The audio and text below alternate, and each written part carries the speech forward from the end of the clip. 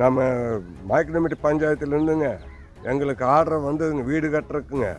நாங்கள் இருந்ததை வச்சு பேஸ்மட்டம் வரைக்கும் பில்லு வருமானம்னு பார்த்தோமுங்க. அது வரலிங்க. சன்ஷைன் வரைக்கும் வச்சேங்க. நான் காலேஜ் படிக்கிற பிள்ளைய வச்சுட்டு ரோட்டில் படுத்துருக்கணுங்க. நான் ஹேண்டிகேப்புங்க. எங்கிட்ட ஒரு வசதி இல்லைங்க. ஒரு பிள்ளை சம்பாரிச்சதை சாப்பிட்ருக்குறோமுங்க. நாங்கள் இருக்கிற ரேஷன் அரிசி வச்சு தான் சாப்பிட்றோமுங்க.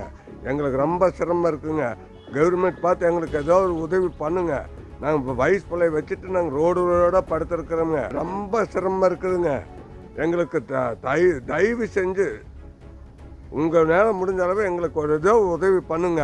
நான் அந்த கையை வச்சுட்டு நான் எங்கேயும் வேலைக்கு போகிறது இல்லைங்க. இது வரைக்கும் இருக்கிற பொருள் பிள்ளைக்கு சேர்த்து வச்சுருந்த பொருளை வச்சுங்க 2 லட்சம் ரூபாய்க்கு மேலே கடன் வாங்கி வட்டி தான் கட்டிகிட்டு இருக்கணுங்க. இப்போ ஒன்றுமே இல்லைங்க. இது ஒருத்தி சம்பாரிச்சு தான் நான் பாடுபட்டு தான் அது சோறுபடுதுங்க. நான் வீட்டில் சும்மா உட்காந்துருக்கணுங்க. என்னால் முடியலைங்க. இருக்கிற பொருள் எல்லாம் வச்சு அட்வான்ஸ் வச்சு தாங்க இந்த வீடு இந்த அளவுக்கு கொண்டு வந்திருக்கணுங்க. எனக்கு ஒரு உதவி செய்யுங்க. ஆஃபீஸில் கேட்டாங்க, இதோ இப்போ வர்றேன் நாளைக்கு வர்றாங்கிறாங்க. இது எந்த முடிவும் எடுக்க மாட்டாங்க. ஃபஸ்ட்டு பில்லும் வரலிங்க, 2வது பில்லும் வரலிங்க. நாங்கள் எத்தனையோ தடவை மனு கொடுத்து ஜெராக்ஸ் எடுத்து காப்பி இருந்தாலும் கூட நான் செங்கல் வாங்கி வீடு கட்டியிருப்பேன் இருக்குங்க. அத்தனை ஜெராக்ஸ் கொடுத்துருச்சுங்க. இனி யார் பிடிஎம்மாவதா யாருன்னு தெரியல சாமி.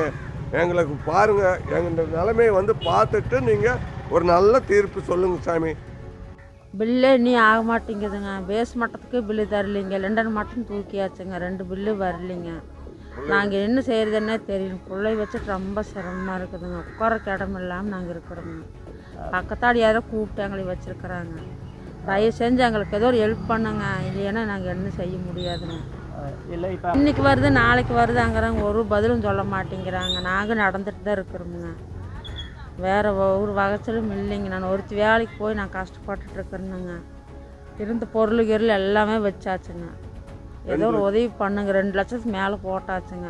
நானும் அங்கே பிடிங்க இங்கே பிடிங்க வட்டி கட்டிகிட்டு இருக்கேனுங்க. ஏதோ ஒரு உதவி பண்ணுங்க கவர்மெண்ட் பார்த்துங்க.